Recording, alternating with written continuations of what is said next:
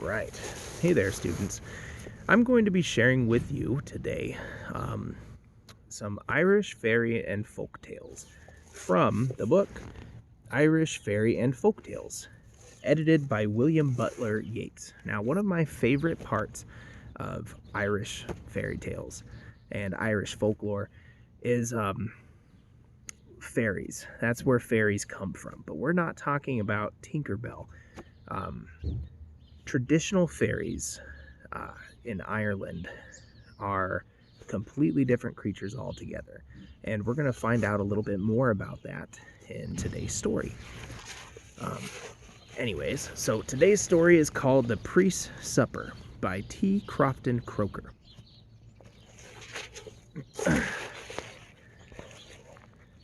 It is said by those who ought to understand such things that the good people, or the fairies, are some of the angels who were turned out of heaven, and who landed on their feet in this world, while the rest of their companions, who had more sin to sink them, went down further to a worse place.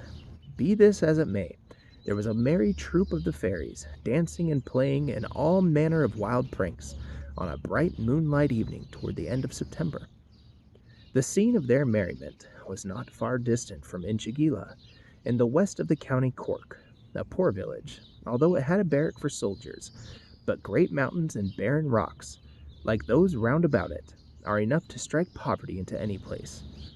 However, as the fairies can have everything they want for wishing, poverty does not trouble them much, and all their care is to seek out unfrequented nooks and places where it is not likely anyone will come to spoil their sport. On a nice green sod by the river's side were the little fellows dancing in a ring as gaily as may be, with their red caps wagging about at every bound in the moonshine. And so light were these bounds that the lobs of dew, although they trembled under their feet, were not disturbed by their capering. Thus did they carry on their gambols, spinning round and round, and twirling, and bobbing, and diving, and going through all manner of figures, until one of them chirped out, "Cease, cease with your drumming. Here's an end to our mumming. By my spell, I can tell, a priest this way is coming." And away every one of the fairies scampered off as hard as they could, concealing themselves under the green leaves of the lusmore, where, if their little red caps should happen to peep out, they would only look like its crimson bells, and more hid themselves at the shady side of stones and brambles, and others under the bank of the river, and in holes and crannies of one kind or another. The fairy speaker was not mistaken, for along the road, which was within view of the river, came Father Horrigan on his pony, thinking to himself that as it was so late he would make an end of his journey at the first cabin he came to. According to this determination, he stopped at the dwelling of Dermod Leary, lifted the latch, and entered with "My blessings on all here." I need not say that Father Horrigan was a welcome guest wherever he went, for no man was more pious or better beloved in the country. Now, it was great trouble to Dermod that he had nothing to offer his reverence for supper as a relish to the potatoes, which the old woman, for so Dermod called his wife, though she was not much past 20, had down boiling in a pot over the fire. He thought of the net which he had set in the river, but as it had been there only a short time, the chances were against his finding a fish in it. "No matter," thought Dermod. "There can be no harm in stepping down to try, and maybe as I want to fish for the priest's supper, that one will be there before me." Down to the riverside went Dermod, and he found in the net as fine a salmon as ever jumped in the bright waters of the spreading Lee. But as he was going to take it out, the net was pulled from him. He could not tell how, or by whom, and away got the salmon and went swimming along the current as gaily as if nothing had happened. Dermod looked down sorrowfully at the wake which the fish had left upon the water, shining like a line of silver in the moonlight, and then, with an angry motion of his right hand and a stamp of his foot, he gave vent to his feelings by muttering, "May bitter bad luck attend ye, night and day, for a blackguard schemer of a salmon.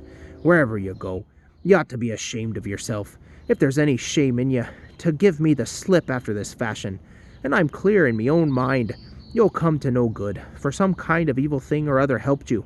Did I not feel it pull the net against me as strong as the devil himself?"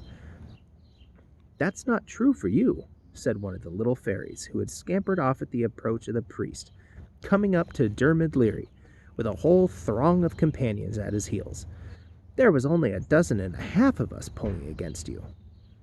Dermot gazed on the tiny speaker with wonder, who continued, "Make yourself nowadays uneasy about the priest's supper, for if you will go back and ask him one question from us, there will be as fine a supper as ever was put on a table spread out before him in less than no time." "I'll have nothing at all to do with ye," replied Dermot in a tone of determination, and after a pause he added, "I'm much obliged to you for your offer, sir, but I know better than to sell myself to you, or the like of you, for a supper. And more than that, I know Father Horrigan has more regard for my soul than to wish me to pledge it forever, out of regard to anything ye could put before him. So there's an end to the matter." The little speaker, with a pertinacity not to be repulsed by Dermot's manner, continued, "Will ye ask the priest one civil question for us?" Dermot considered for some time, and he was right in doing so, but he thought that no one could come to harm out of asking a civil question. "I see no objection to do that same, gentlemen," said Dermot, "but I will have nothing in life to do with your supper. Mind that." "Then," said the little speaking fairy, while the rest came crowding after him from all parts, "go and ask Father Horrigan to tell us whether our souls will be saved at the last day, like the souls of good Christians.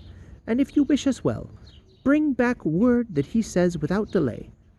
Away went Dermot to his cabin, where he found the potatoes thrown out on the table, and his good woman handing the biggest of them all, a beautiful laughing red apple, smoking like a hard-ridden horse on a frosty night, over to Father Horrigan. "Please, your reverence," said Dermot, after some hesitation, "may I make a bold to ask your honor one question?" "What may be?" said Father Horrigan. "Why then, begging your reverence's pardon for my freedom, it is, if the souls of the good people are to be saved at the last day." "Who bid you ask me that question, Leary?" said the priest, fixing his eyes upon him very sternly, which Dermot could not stand before at all. "I tell no lies about the matter, and nothing in life but the truth," said Dermot. "It was the good people themselves who sent me to ask the question, and there they are, in thousands, down on the bank of the river, waiting for me to go back with the answer." "Go back, by all means," said the priest, "and tell them if they want to know, to come here to me themselves, and I'll answer that, or any other question they are pleased to ask, with the greatest pleasure in my life." Dermot accordingly returned to the fairies, who came swarming about him, to hear what the priest had said in reply, and Dermot spoke out among them like a bold man as he was. But when they heard that they must go to the priest, away they fled, some here and more there, and some this way and more that, whisking by poor Dermot so fast and in such numbers that he was quite bewildered. When he came to himself, which was not for a long time back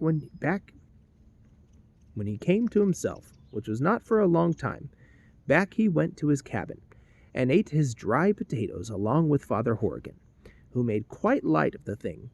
But Dermot could not help thinking it a mighty hard case that his reverence, whose words had the power to banish the fairies at such a rate, should have no sort of relish to his supper, and that the fine salmon he had in the net should have been got away from him in such a manner. And that concludes this story from Irish Fairy and Folktales. Irish folklore is just a fun little bit of fiction, and I really enjoy it for just that reason. It doesn't take too much depth to think about, not too much mental capacities. They're the kind of stories that you can just sit back and enjoy on a nice, comfy summer evening. And, well, that's really all I got for you guys. Okay, stay happy, stay healthy, and stay in the pursuit of knowledge. Bye-bye, students.